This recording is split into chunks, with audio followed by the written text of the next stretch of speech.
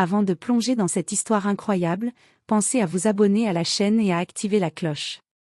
Ici, chaque récit a quelque chose à dire, et vous ne voudrez pas en manquer un seul. Le hall du siège social brillait comme un palais de verre et d'acier. Chaque surface reflétait la richesse et le pouvoir de l'entreprise, et chaque pas résonnait comme un rappel silencieux. Ici, seuls les forts avaient leur place.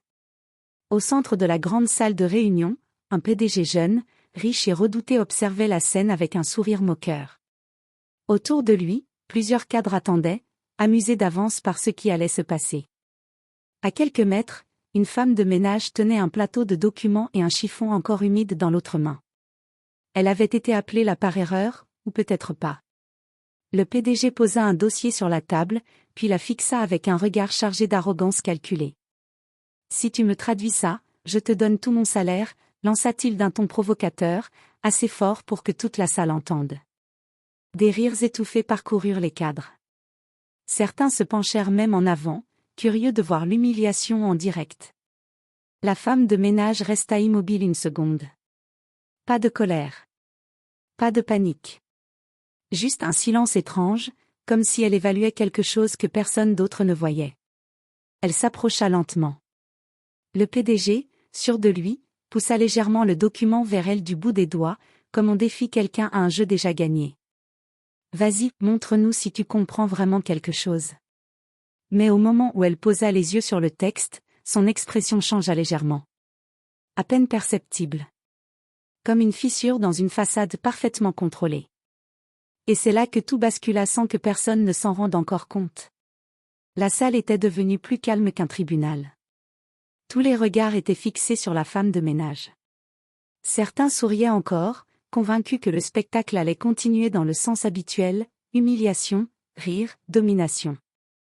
Le PDG, lui, gardait ce sourire arrogant, bras croisés, appuyé contre la table en verre. « Alors ? Tu bloques déjà ?» dit-il. Je savais que c'était une mauvaise idée. Un cadre ricana doucement. Elle va probablement lire 2 mots et abandonner. Mais la femme de ménage ne répondit pas. Elle lisait. Pas comme quelqu'un qui découvre des mots difficiles. Non. Comme quelqu'un qui reconnaît immédiatement une structure, une logique, un piège. Ses yeux parcouraient le document avec une fluidité presque inquiétante. Puis elle releva légèrement la tête. Ce document est une proposition de restructuration financière internationale ?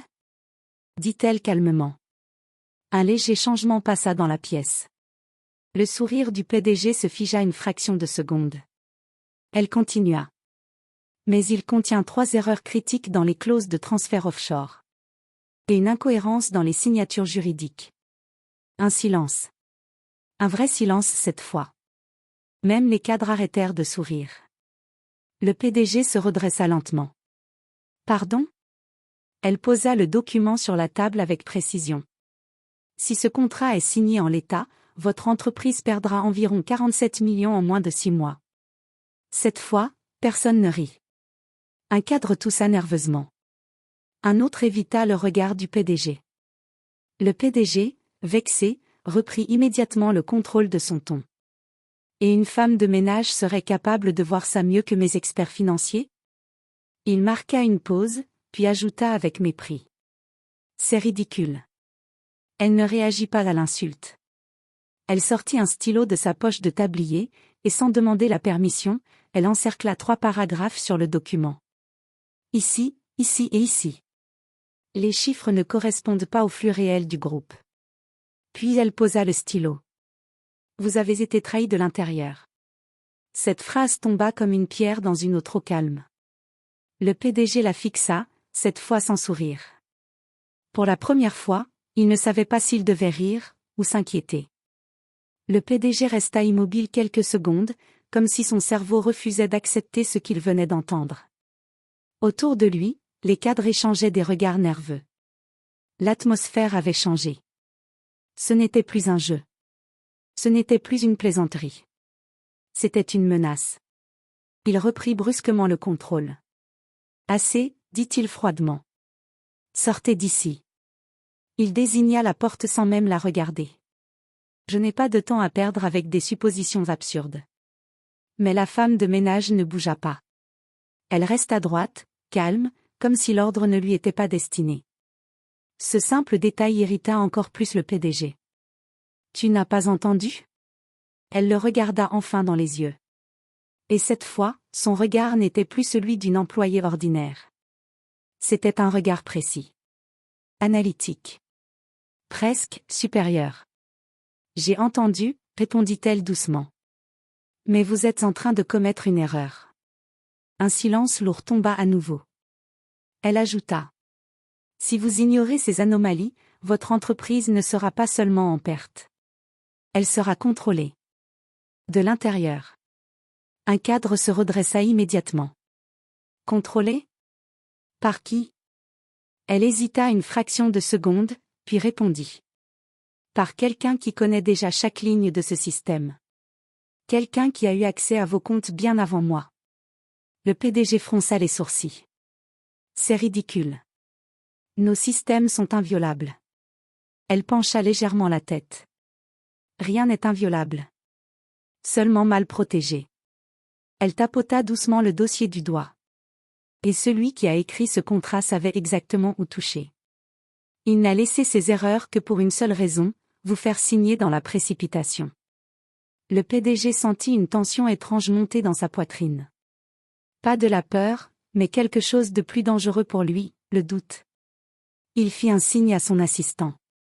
Vérifie immédiatement les audits internes. Puis il fixa la femme de ménage. Et toi, tu vas m'expliquer comment tu peux voir ce que mes analystes n'ont pas vu. Elle répondit sans hésiter. Parce que je ne regarde pas comme eux. Un court silence. Puis elle ajouta une phrase qui fit basculer l'ambiance. Et parce que je connais la personne qui a falsifié ce contrat. Tous les regards se figèrent. Le PDG se redressa lentement. Qui ? Elle le regarda droit dans les yeux. Quelqu'un qui est très proche de vous. La phrase resta suspendue dans l'air comme une alarme silencieuse. Quelqu'un de très proche de vous. Le PDG ne cligna même pas des yeux. Mais son esprit, lui, commençait déjà à fouiller dans ses propres cercles. Ses associés. Ses directeurs. Ses conseillers. Autour de lui, les cadres n'osaient plus parler. L'un d'eux avala difficilement sa salive. « Madame, vous accusez quelqu'un sans preuve. » tenta-t-il. La femme de ménage tourna lentement la tête vers lui. « Les preuves existent déjà. Vous ne les avez simplement pas vues. » Elle s'avança vers la table principale et posa son doigt sur une signature. « Cette signature ici, elle est falsifiée. Mais pas maladroitement. Non. C'est une imitation parfaite. Trop parfaite. » Le PDG s'approcha à son tour, malgré lui. « Et selon toi, qui aurait pu faire ça ?» Elle ne répondit pas immédiatement. Elle prit une respiration légère. « Quelqu'un qui connaît vos procédures internes. Vos horaires. Vos validations. Et surtout, vos failles humaines. » Un silence. Puis elle ajouta. « Quelqu'un qui assiste à toutes vos réunions. Qui a accès à vos dossiers confidentiels sans éveiller de soupçons. » Le PDG sentit un frisson lui traverser le dos, malgré lui. Son regard balaya lentement la pièce. Tous les cadres baissèrent les yeux, mal à l'aise. Tous, sauf un. Un homme au costume gris, assis légèrement en retrait. Calme. Trop calme. Le PDG le remarqua. « Laurent. » dit-il lentement. « Depuis combien de temps tu gères les audits internes ?» L'homme leva les yeux, surpris. « 3 ans, monsieur. » Vous le savez. Mais sa voix avait légèrement tremblé. La femme de ménage observa ce détail. Un micro-silence. Puis elle parla. « C'est lui. » La salle explosa en murmures. « Impossible. » Laurent ? C'est absurde. Le PDG leva la main pour imposer le silence. « Tu as une accusation grave, » dit-il froidement en regardant la femme de ménage. « Et si tu te trompes, tu vas le regretter. » Elle ne recula pas. « Je ne me trompe pas. » Elle s'approcha de Laurent et posa doucement le dossier devant lui. « Ce n'est pas la première fois que vous modifiez des flux financiers. Mais c'est la première fois que quelqu'un l'a remarqué. Laurent pâlit légèrement. C'est faux? Mais sa main trahit un léger tremblement. Le PDG le fixa intensément. Puis il prononça une phrase glaciale. Ouvrez les logs. Maintenant. Et à cet instant précis, tout le monde comprit que la vérité allait enfin sortir, ou tout détruire. Le silence qui suivit était différent des précédents. Ce n'était plus un silence de doute. C'était un silence de rupture. Tous les regards étaient fixés sur Laurent. Le cadre autrefois sûr de lui avait perdu toute couleur. Ses mains étaient posées sur la table, immobiles, comme si elles ne lui appartenaient plus. Ouvrez les logs, répéta le PDG, cette fois avec une voix tranchante. Un technicien entra immédiatement avec une tablette. Il tapa rapidement, les yeux rivés sur les données qui défilaient. Chaque seconde semblait plus lourde que la précédente. Puis il s'arrêta. Monsieur, les accès au système financier proviennent de son compte, dit-il en désignant Laurent. Un choc collectif traversa la salle. Laurent se leva brusquement. Non. C'est une manipulation. On m'a piégé. Mais sa voix n'avait plus d'assurance. Elle se fissurait. Le PDG le fixa longuement, puis parla d'un ton glacial. Tu avais accès à tout. Et tu as choisi de nous voler. Laurent recula d'un pas. Vous ne comprenez pas, ce système est corrompu depuis longtemps, je voulais juste. Te justifier après coup ne change rien, coupa le PDG. 2 agents de sécurité entrèrent immédiatement. Laurent fut encerclé. Et emmené. Sans résistance réelle. La salle resta figée jusqu'à ce que les portes se referment. Le PDG se tourna lentement vers la femme de ménage. Cette fois, il ne souriait plus. Il ne cherchait plus à dominer la situation. Il observait. Comme quelqu'un qui réalise qu'il a failli perdre bien plus qu'une entreprise. Qui êtes-vous vraiment ? Demanda-t-il enfin. La femme de ménage baissa légèrement les yeux vers le dossier, puis retira doucement ses gants. Un geste simple. Mais lourd de sens. Je n'ai jamais été simplement une femme de ménage. Elle posa le dossier sur la table. J'ai travaillé dans votre groupe avant que vous ne deveniez PDG. J'ai conçu une partie du système que vous utilisez aujourd'hui. Un silence absolu. Le PDG resta immobile. Et j'ai disparu volontairement, quand j'ai compris que ce système serait un jour utilisé contre l'entreprise elle-même. Elle leva enfin les yeux. Aujourd'hui, je suis revenu parce que quelqu'un essayait de le détruire de l'intérieur. Le PDG inspira lentement. Tout s'assemblait. Le défi. La précision. La détection immédiate des failles.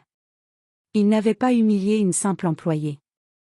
Il avait provoqué la personne qui connaissait le mieux son propre empire. Il recula légèrement, comme pour absorber la vérité. Puis il dit, d'une voix plus basse. Et moi, j'ai cru que vous étiez une simple femme de ménage. Un léger silence. Elle répondit calmement. C'est souvent là que commencent les plus grandes erreurs. Dans les jours qui suivirent, l'affaire fut étouffée en interne.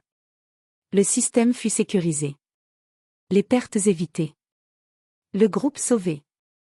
Mais dans les couloirs du siège, une rumeur persistait. On disait qu'une femme, parfois, passait encore dans les étages supérieurs. Sans uniforme. Sans bruit. Et que même le PDG, désormais, se levait quand elle entrait dans une salle.